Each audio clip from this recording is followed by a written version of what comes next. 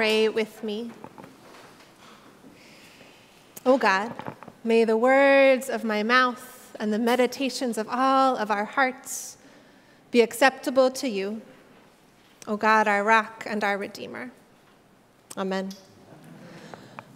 The children stood around the table with brightly dyed wool in their hands. They were learning how to felt it, how to agitate the wool so the individual strands stuck together. Wool becomes felt when it goes through a disturbance, when it's tumbled in a dryer, say, like your favorite sweater turning into something fit for a doll. The creators of our artwork today, it's not my face, it's coming, are Boston children who learned how to work with wool, and in doing so, created a piece about finding home. The Museum of Fine Arts Community Arts Initiative is currently featuring an installation entitled From Farm to Craft Table. The installation takes up the entire gallery with its feature piece, Community Dreamscape, depicted above. Mixed media artist Alexandra Adamo and children from across the city learned about the art of wool. They ventured out to Waltham Fields Community Farm, where they met sheep and bunnies who produced the wool that they would later work with to create art. Back at the MFA, the children worked together to create this landscape of root systems, nooks and shelters, and blossoming seeds. Taken as a whole, one sees this singular organism.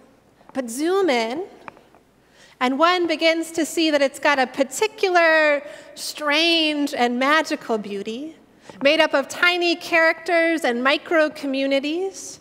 I found a Baby Yoda, an Elmo, a Frida Kahlo, and a potato character, all hidden within the wool's vessels.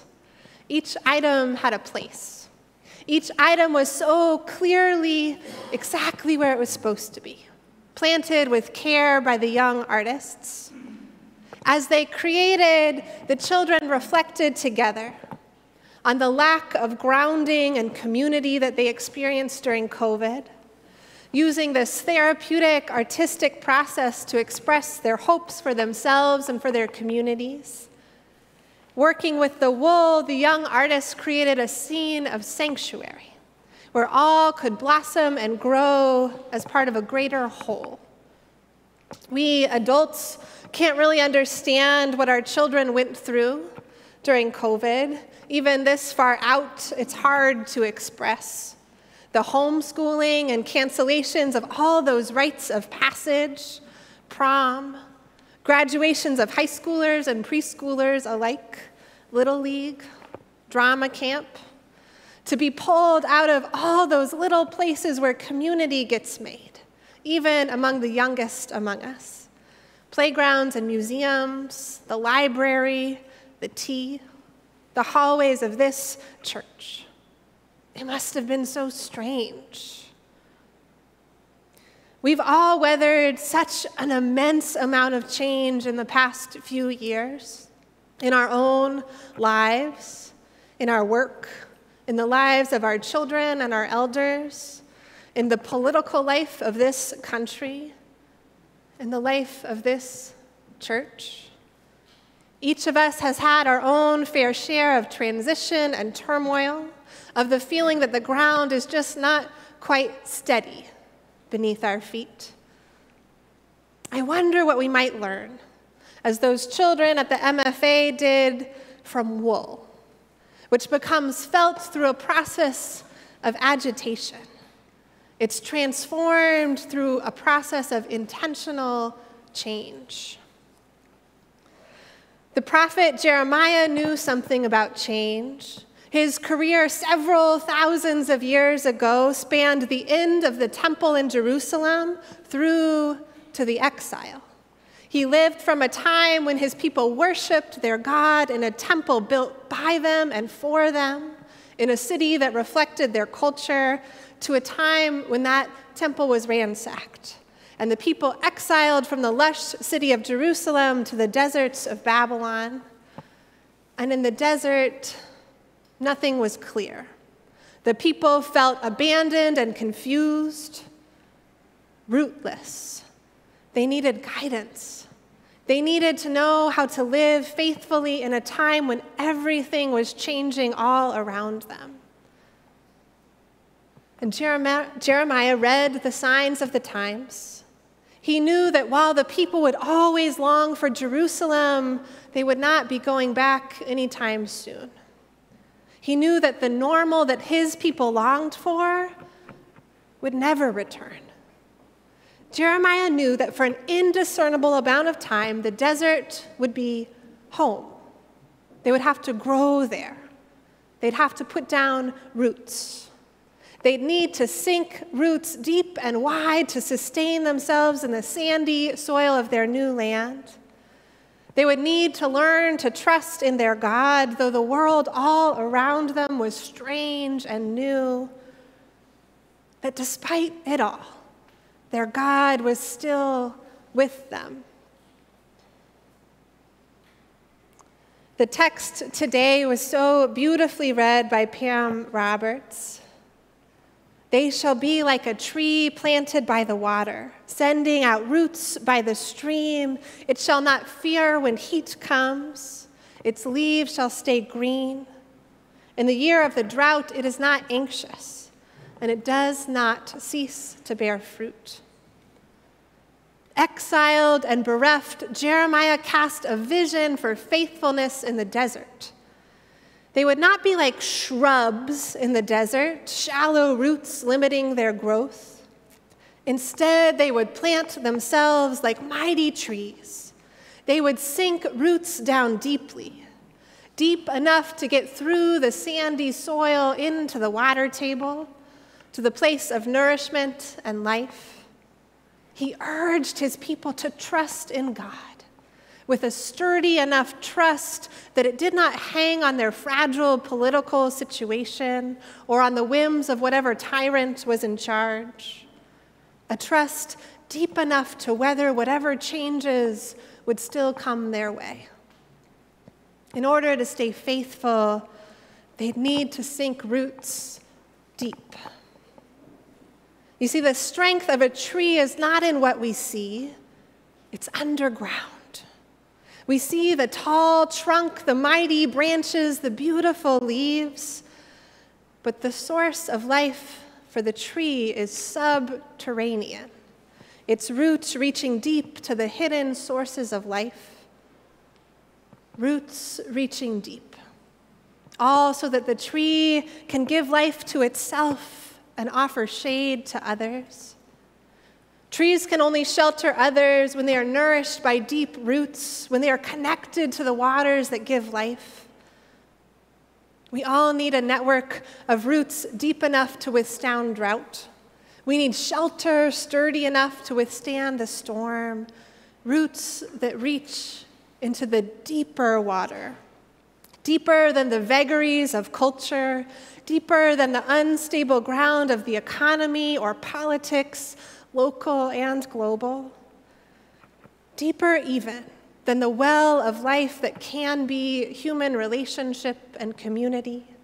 For even human love needs to draw upon a well deeper than itself. A few weeks ago, our incoming senior pastor, John Edgerton, preached a sermon entitled, "Set Your Sights Higher," where he called upon us to set our sights beyond the well-being of ourselves or even this great church. John asked us to set our sights higher, to dream and vision with God about what the world can yet still be. Past our own hopes for the legacy of this beloved church, past our own hopes for an overflowing worship service, past our own hopes for vitality inside these doors. To set our sights on vitality for all, inside and outside our doors. To set our sights on a city redeemed, our neighbors freed and fed.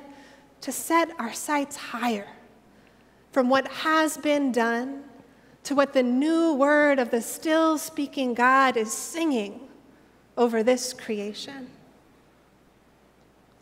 To set our sights higher, we need to sink our roots deeper.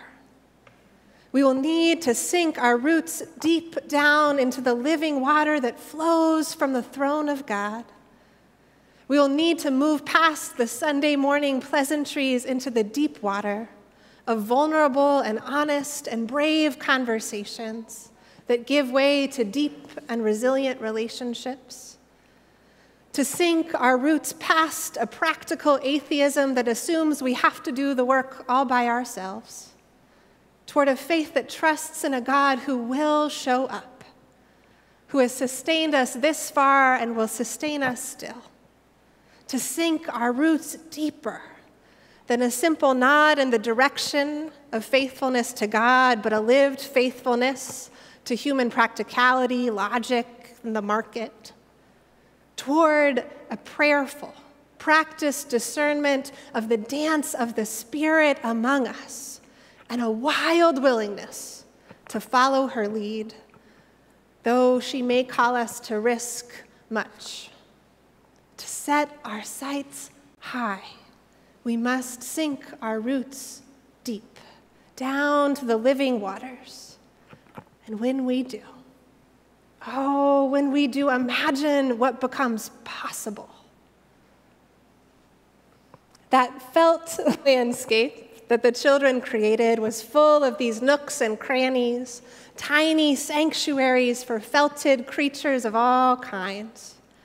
These little homes had been made quite literally by agitation, by young artists poking needles and jostling the fibers.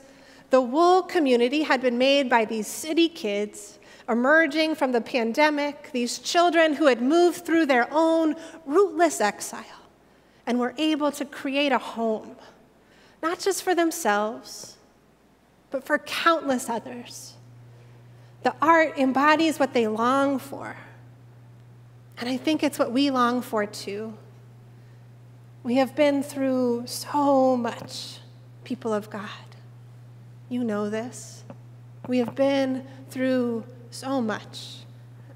And so let us sink our roots deeper and deeper still into the living water that makes for us a home and calls us to fling wide our doors, the deep water that grounds us and binds us together into a sanctuary in which all can find their solid ground.